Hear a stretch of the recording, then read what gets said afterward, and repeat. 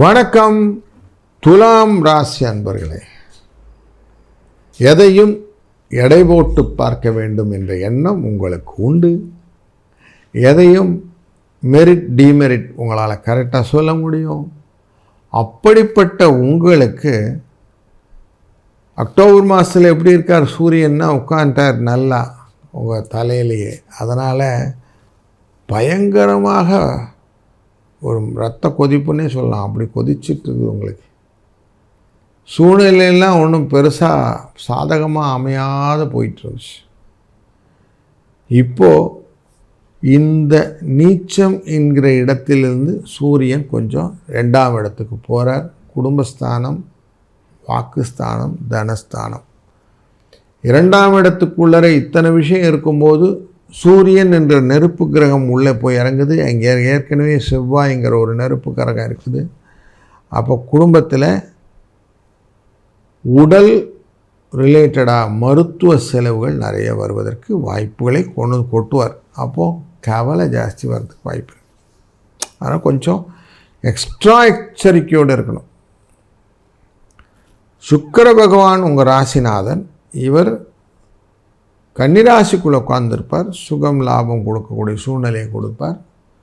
November 3ஆம் தேதி அவர் உங்கள் ராசியில் ஆட்சியில் உட்காந்துருவார்.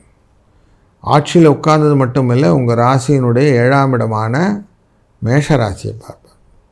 இதனாலே உங்களுக்கு பண வரவுக்கான எண்ண ஓட்டங்கள், பணத்தை கொடுப்பதற்கான வாய்ப்புகளை கொடுத்துருவார். இதே சூழ்நிலையில் புத பகவான் நவம்பர் 9ஆம் தேதி வக்கரகதியில் இருப்பார் உங்கள் ராசியின் 2ஆம் இடத்துலேருந்து. நிறைய அலைச்சல் பிரயாணங்கள் தொழில் சம்பந்தப்பட்டதுக்கெல்லாம் இருக்கும். இப்போ தொழிலில் இங்கே அங்கே ஓடி சம்பாதிக்கணும், பில்லர் டு போஸ்ட் அப்படின்னு சொல்லுவாங்க. அப்படி ஓடி சம்பாதிக்கக்கூடிய சூழ்நிலை கொடுப்பார். பணம் நிதர்சனமாக பேக்கெட்டுக்குள்ளே வரணும் இல்லைங்களா, அதுதான் நமக்கு சந்தோஷம் கொடுக்கும். அப்போது குரு நவம்பர் 12ஆம் தேதி உங்கள் தொழில் ஸ்தானத்திலேருந்து வக்கரமாவார். கர்மஸ்தானமான இடத்துல தர்மாதிபதி உட்கார்றார். அவர் வக்கரகதி அடைகிறார். அவர் கர்மாதிபதியான சனியை பார்க்க போகிறார். உங்கள் ராசியின் யோகக்காரகன் அவரை பார்க்க போகிறார். அப்போது உங்களுக்கு லாபம் பெருகுவதற்கு வாய்ப்பு. நீங்கள் என்ன செஞ்சுறீங்க, உங்களுக்கு எங்கெங்கே இடமாற்றங்கள் வேணும், பிரயாணங்கள் மூலிமா உங்களுக்கு லாபம் வரணும். சார் இந்த இடத்துலேருந்து என்ன ஷிஃப்ட் பண்ண போகிறாங்களாம் சார், லாபத்தோடு ஷிஃப்ட் பண்ணுவாங்க. சம்பள உயர்வு, வேலை மாற்றங்கள், இடப்பெயர்ச்சிகள் எல்லாம் உங்களுக்கு ஃபேவராக நடப்பதற்கு வாய்ப்புகள் உண்டு. குழந்தைகள் விஷயத்தில் நல்ல ஒரு முன்னேற்றங்களை காட்டுவார்கள். வருமானம் சார்ந்த எண்ணங்கள் உங்களுக்கு நல்ல ஒரு மேம்படியான விஷயத்தை ஏற்படுத்தும். கலை மற்றும் கற்பனைத்துறை சார்ந்தவர்களுக்கு வளர்ச்சியை கொடுக்கும். குடும்பத்திலே மற்றவர்களுடைய தலையீடை கொஞ்சம் நிறுத்தி வைத்து நீங்கள் டிசிசிவாக இருந்துட்டீங்கன்னா உங்களுக்கு சக்ஸஸ் ஸ்டோரி நிறைய இருக்கும். ஆடம்பர பொருட்களை வாங்கி சேர்ப்பதிலே கொஞ்சம் அதிகமாக கவனம் வரும். உறவினர்களின் ஆதரவு இன்க்ரீஸ் ஆகும்.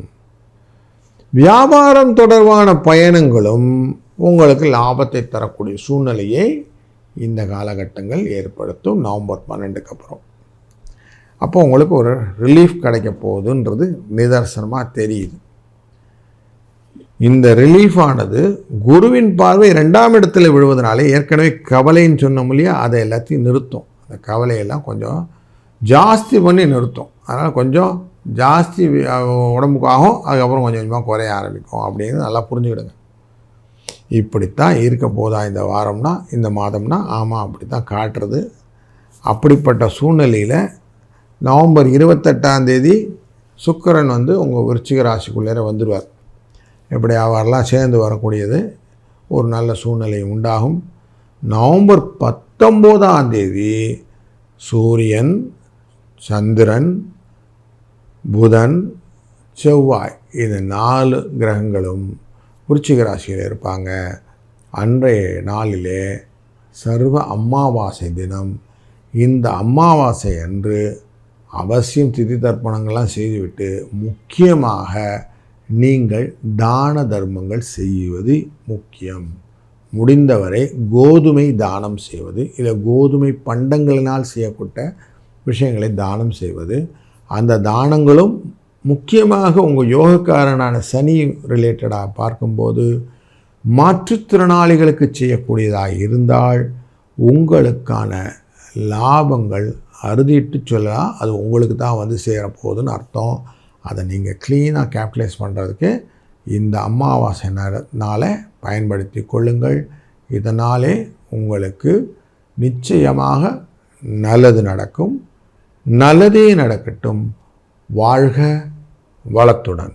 இந்த கோச்சார பலன்கள் அப்படிங்கிறது சந்திரனை அடிப்படை வைத்து தினப்பலன்கள் சொல்வதும், சூரியன் மற்ற கிரகங்கள் எல்லாம் மூமெண்ட் ஆவதை வைத்து கொண்டு மாத பலன்கள் வருட பலன்கள் சொல்வதும் வழக்கம். இது எல்லாமே தனிப்பட்ட முறையிலே ஒரு ஜாதகருக்கும் பொருந்துமா அப்படின்னா, ஒரு தனிப்பட்ட முறையை பார்க்கும்போது அவருடைய லக்னங்கள், பார்வை பலங்கள் இதெல்லாம் ரொம்ப முக்கியம். அதுவும் லக்னம் எங்கே உட்காருதோ அதை பேஸ் பண்ணி தான் 1ஆம் பாவம் 2ஆம் பாவம் எடுப்போம். அதனால் தனிப்பட்ட முறையிலே இருப்பவர்கள் தன் கேள்விகளை தனிப்பட்ட முறையிலே கேட்டுக்கொள்வது நல்லது. நீங்கள் பார்ப்பதெல்லாம் பொது பலன்கள் அப்படிங்கிறத புரிந்து கொள்ள வேண்டும். இந்த நவம்பர் மாதத்திலே முக்கியமான நிகழ்வுகளிலே பார்க்கும்போது குரு பகவான் தர்மாதிபதி, இவர் கர்மாதிபதியான சனி பகவானை தன்னுடைய பார்வையால் பார்க்க போகிறார் அப்படிங்கிறது ரொம்ப முக்கியமான நிகழ்வு. அப்போ தர்மத்தின் வாழ்வுதனை சூதுகவும் அப்படின்னு ஒரு வார்த்தை உண்டு இல்லையா, அப்படிப்பட்ட ஒரு ஃபோர்ஸ் இருக்கக்கூடிய சூழ்நிலையை இந்த நவம்பர் கொடுக்கும். அப்போ நிறைய விஷயங்களில் புதிய மாற்றங்களை எதிர்நோக்கலாம். ஒன்றுக்கு ஒன்று டகபாராக நிற்கும். நிறைய நேச்சுரல் கலாமிட்டிஸ்ன்னு சொல்லக்கூடியதெல்லாம் இந்த குரு சனி இவர்களுடைய தொடர்புகள் ஏற்படுத்தும். கூடுதலாக பார்க்கும்போது எந்த இடத்துல நமக்கு ரெண்டு பக்கமே கடல் அப்படிங்கிற தண்ணி இருக்குது, கடகத்துலேயும் நீர் மீனத்துலேயும் நீர், இந்த ரெண்டு தண்ணி அப்படிங்கிற இடத்துல இந்த கிரகங்களின் பார்வை இருப்பதனாலே கூட்டமாக கடல் பக்கமோ இல்லை தண்ணி பக்கமோ இருப்பவங்களும் கொஞ்சம் எச்சரிக்கையாக இருக்கணுங்கிற நோட்டேஷனும் இதில் வச்சுக்கணும். அதனால் கொஞ்சம் இந்த மாதத்தில் கொஞ்சம் எச்சரிக்கையாகவும் அனுபவபூர்வமாக சில விஷயங்களையும் பார்த்து செயல்படுவது நல்லதுங்கிறத இந்த நவம்பர் எடுத்துக்கொள்வதனால ஒரு ராசிக்கும் இந்த எச்சரிக்கை எப்படி இருக்குன்னு நம்ம தொடர்ந்து பார்த்தீங்கன்னா தெரியும், தெளிவாகும். வாழ்க வளத்துடன்.